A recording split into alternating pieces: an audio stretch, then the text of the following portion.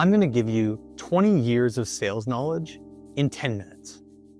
If you're a B2B tech founder who's focused on hypergrowth, scalable revenue, and building a category-defining SaaS, listen up.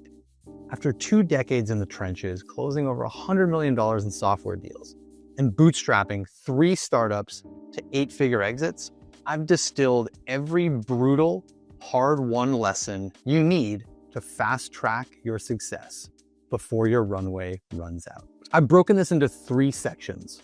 Number 1, the mindset. Number 2, the sales process. And number 3, lessons that took me way too long to learn.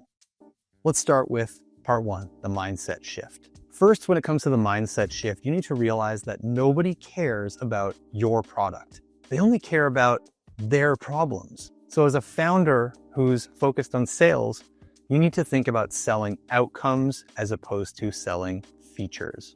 It's all about the customer. Second, in terms of the mindset shift, you need to stop convincing and start qualifying.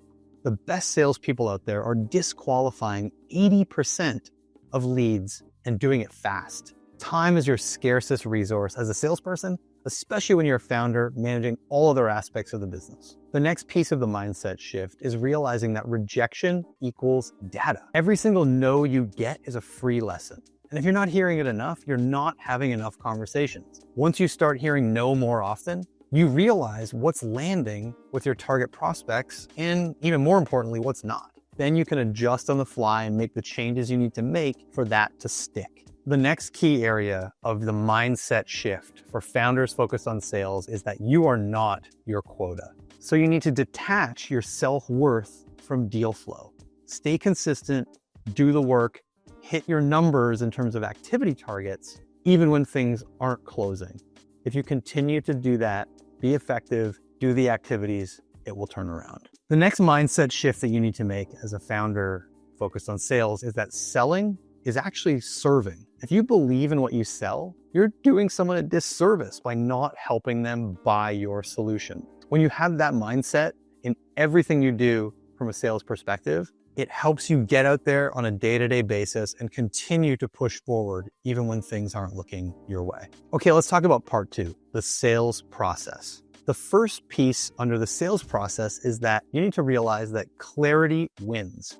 Confused buyers don't buy. So simplify your pitch to a 3rd grade level. It should be at a level where anybody inside or outside of your industry can understand it. Next, under the sales process, you need to do discovery like a detective, not like a tour guide.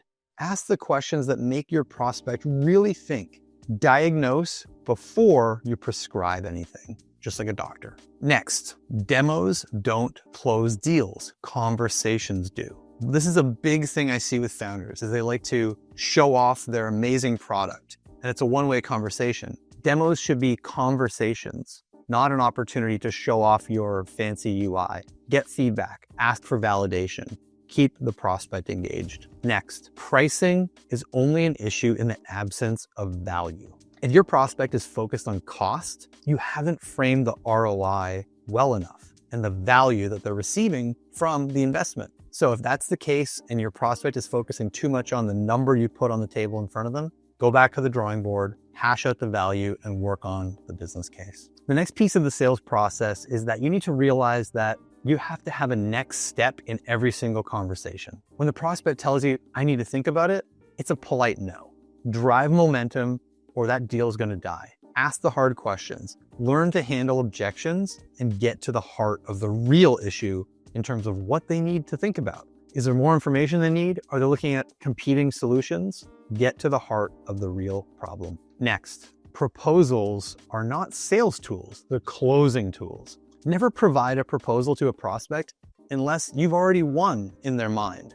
It should just be a formality at that point. Also on that topic, never lob a proposal over the fence and hope to hear back. Always present the proposal. That gives you a key opportunity to get real-time feedback and address objections. The next piece under the sales process is that pipeline solves most of your problems. You can't fix sales with optimism, you fix it with math and volume. So if your numbers are falling short, get more opportunities, get more at-bats, and work the numbers in your sales process. Another key thing that founders need to realize is that Your calendar is a reflection of your priorities. So if you're not blocking time daily for prospecting, even when you're too busy, it's not going to happen. It's such an easy thing to push aside, work on the product, work on the marketing, work on bookkeeping, but it's such a priority to constantly be out there finding new opportunities in the marketplace. Put it in the calendar, make it happen. In terms of the sales process, founders also need to realize that they need to build the playbook while they're selling. Don't wait. Start documenting what works from day one so that when you're ready to scale the team, you've got a playbook to hand over to them that you know works because you've done it. Okay, the last part of the sales process section here is that objections are usually just unspoken questions. Anticipate them and address them before they come up. Build an objection handling guide with great answers to common objections that you receive throughout your sales process, not only for yourself, but for those future members of the team that you're going to hire. Okay, let's talk about part 3.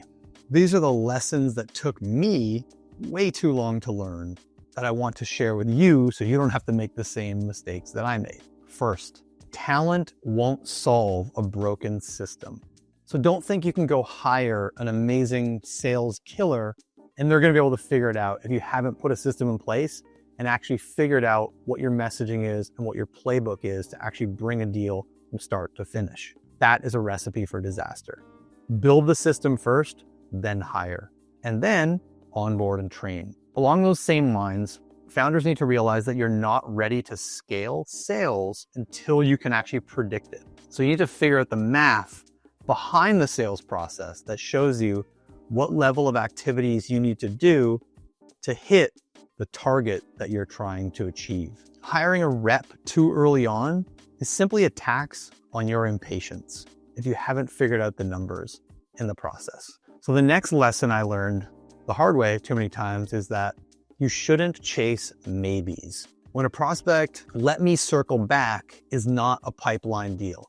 Be ruthless, get critical of the deals that you're actually counting in the pipeline, qualify them hard, and if they don't look like they're going anywhere because they don't have budget, authority, or time frame, get it out of the pipeline. A lot of founders talk about brand and building a brand, but what they don't realize often is that everything you do builds brand. Website, outreach, demos, case studies, PR, everything builds brand. Long term, buyers come to those businesses who teach and give before they sell. So everything you do, you should be adding value so that when that buyer's ready to actually make a move, you're the first ones they think of.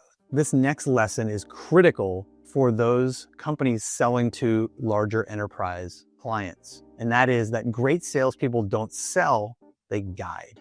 You're a Sherpa, not a showman.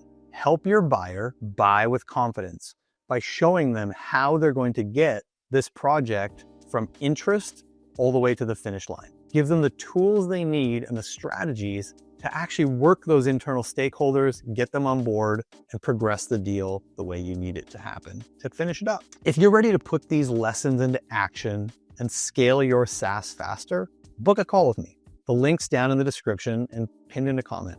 I'll see you there.